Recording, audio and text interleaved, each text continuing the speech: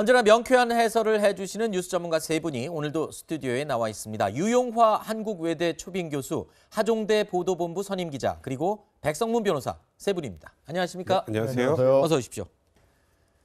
자, 이틀 전이었죠. 1차 컷오프를 통해서 8명으로 압축된 국민의힘 대선 경선 후보들이 어제는요, 처음으로 TV토론회를 통해서 맞붙었습니다. 최근 양강구도를 보이고 있는 윤석열 전 총장과 홍준표 의원, 첫 토론부터 봐주는 것 없이 날선 신경전을 벌였습니다. 영상 잠시 보시죠.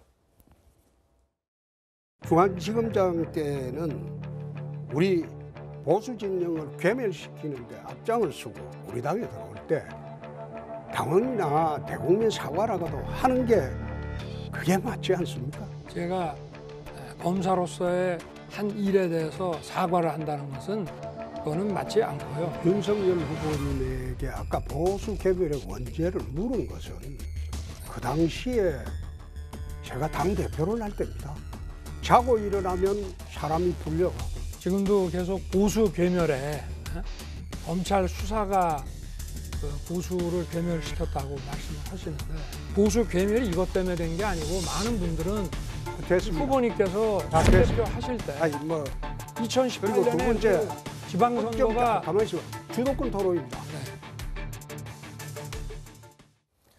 자, 예상대로 어제 TV토론회에서는요, 최근 정치권을 강타했던 그 사건이 있죠. 이 고발 사주 의혹을 두고도 윤 전 총장에게 집중 공격이 쏟아졌습니다. 이 부분도 함께 보시죠. 만약 증거가 계속 나와가지고 손중성 검사와 대검 간부들이 우리 검찰총장의 최측근 간부들이 이걸 만들어서 전달한 게 사실이라면 후보를 사퇴할 용의가 있습니까? 아니 제가 관여하지 않았는데 책임은 느끼십니까? 뭐 제가 지휘 감독을 그 경위를 좀 봐야 되겠습니다. 최측근들인데. 그렇게 볼 수는 없습니다. 그걸 다 대검 간부는 다 최측근이죠. 아니 그런데 그분들이 왜 그걸 만들겠습니까? 저 시간이 다 됐습니다. 만들 이유가 전혀 없기 시간이 다 때문에 됐습니다. 개연성이 후보님, 없다는 말씀을 후보님, 제가 여러 사퇴나 차례 책임. 드렸습니다. 자, 앞서 보신 것처럼 정치 베테랑이라고 할 수 있는 홍준표 의원, 그리고 토론에 강하기로 유명한 유승민 전 의원. 자, 윤 전 총장을 집중 견제하는 모습을 볼 수 있었습니다. 윤 전 총장으로서는요, 지금 첫 TV토론회 데뷔전이었다고 할 수 있는데, 글쎄요, 지금까지 TV토론을 하는 모습이 어떨까 많이들 궁금해하셨을 텐데 어떻게 보셨습니까? 윤 전 총장의 TV토론회.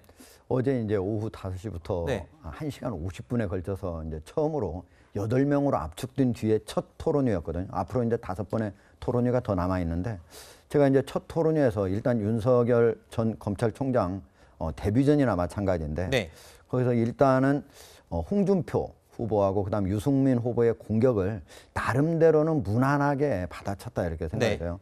특히 이제 홍준표 후보 같은 경우는 보수 괴멸의 원인을 두고 이제 공방을 벌였는데 오늘 아침 여러 언론에서도 이렇게 볼 수 있듯이 오히려 홍준표 후보가 부메랑을 맞았다. 이런 그런 얘기가 많이 나오고요. 근데 유승민 후보 같은 경우에는 만약에 윤석열 전 검찰총장이 당시에 재직할 당시에 거기에서 만약에 고발장을 썼다고 한다면은 어떻게 할 것이냐 그걸 물어봤는데 개연성이 없다라는 답변만 했는데 또 보다 만약에 있다면은 내가 도덕적으로 그거는 사과를 하겠다라는 이제 명확하게 그냥 했더라면 좀 더 좋지 않았을까. 그건 무슨 정치적 책임이나 형사적 책임과는 별도로 만약에 자기 아래 관리하는 그 직원들이 자기 자신을 위해서 자기하고 상의 없이라도 만약에 했다고 한다면은 그거는 적어도 도의적으로 사과는 해야 되지 않을까 그렇게 생각합니다. 그리고요, 어제 토론회에서는요, 윤석열 전 총장과 여론조사 지지율 1위 자리를 엎치락뒤치락하고 이 접전을 벌이고 있는 홍준표 의원에 대한 공세도 거셌습니다. 자, 특히 하태경 의원이 홍준표 의원 저격수 역할을 톡톡히 했는데요. 그 영상 잠시 보시죠. 홍 후보님은 이 박지원 국정원장 정말 심각한 정치적 개입 발언에 대해서 한 말씀도 안 하시더라고요. 팩트가 드러날 때까지는 말을 자제하는 겁니다. 저 진짜 충격인데요. 이 완전히 민주당 대변인 하는 거랑 똑같잖아요. 뭐 민주당이랑 입장이 뭐가 다르세요? 이런 말 한 게 어제 오늘이 아닌데 정치 그래 하시면 안 돼요. 쓴소리 하는 사람이 쓴소리가 아니고 그런 말은 못된 소리라고 그래요. 그거야말로 옛날식 꼰대식 발언이죠. 썸 탄다 그러죠. 아주 사이가 좋게 친하게 지낸다는. 젊은이들의 의미인데 언어인데 제가 놀란 게 조국 교수랑 요즘 썸 타고 계시더라고요. 조국 가족 수사는 과잉 수사다. 집요하게 조국 동생 구속하고 오촌 조카 구속에 딸 문제도 건드렸다. 놀랐습니다. 어떻게 이렇게 말씀하실 수 있습니까? 조국 수사가 잘못됐습니까? 나는 잘못된 걸 보면 피아를 가리지 않습니다. 우리 편이라도 잘못된 거는 지적을 하고 그리고 남의 편이라도 잘된 거는 칭찬을 합니다. 아니 그럼 내가 조국 수사가 잘못됐다고요? 아니 잘못된 게 아니라 과잉 수사했다는 거예요. 아니, 전 뭐가 가족을 도려가는 수사는 없어요. 아니 그러면은 가장이 다 책임져야 되는 거다 보고 이거 완전히 조선시대 경국대전에 나오는 법의식이다. 아니 개인이 잘못했으면 개인이 책임을 져야죠. 그게 자유민주주의예요. 헌법적 원칙 아닙니까?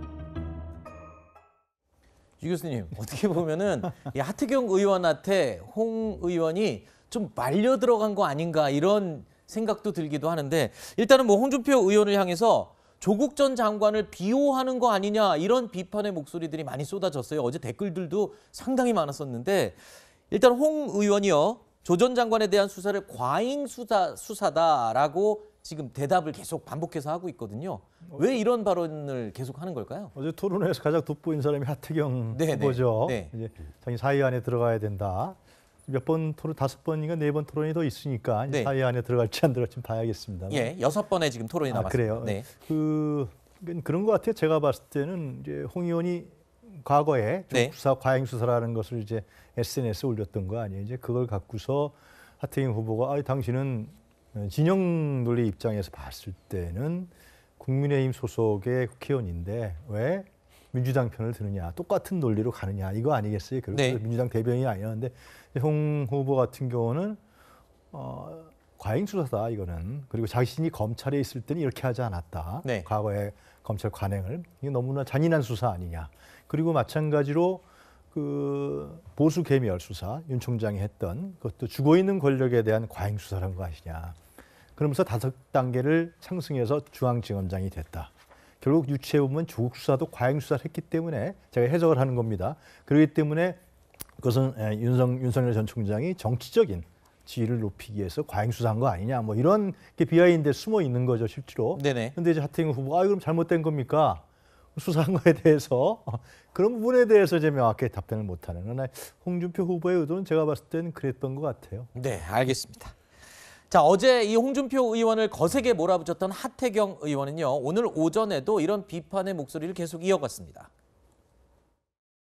저는 그 조국 수사 문제 있다는 이야기 그런 답변이 나올 거라고 예상은 못했어요. 그래서 그 이야기 들을 때는 정말 심장이 부들부들 떨리더라고요. 조국 수사 문제 있다는 거는 뭐라 그래야 되나요? 마치 그 검사 공격하기 위해서 도둑놈이랑 손잡는 거랑 똑같죠. 조국 수호하는.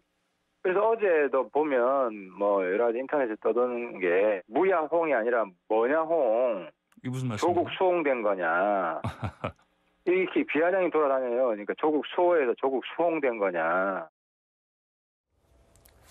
자, 홍준표 의원이 SNS에 국민이 가혹하지 않았다고 생각하면 내 생각을 바꿀 수밖에 없다고 한 발 물러섰습니다. 하지만 홍준표 의원을 향한 불만의 기류가 심상치가 않습니다. 온라인상에서는요. 바로 이 문구, 조국 수홍. 조국 수호라는 문구에 홍 의원의 성 홍을 삽입한 이른바 조국 수홍이라는 패러디물까지 등장했습니다. 자, 비판 여론이 거세지다 보니까 홍준표 의원은요. 오늘도 SNS에 상대 지지층과 중도층을 겨냥했다는 취지의 글을 또 올리기도 했는데요.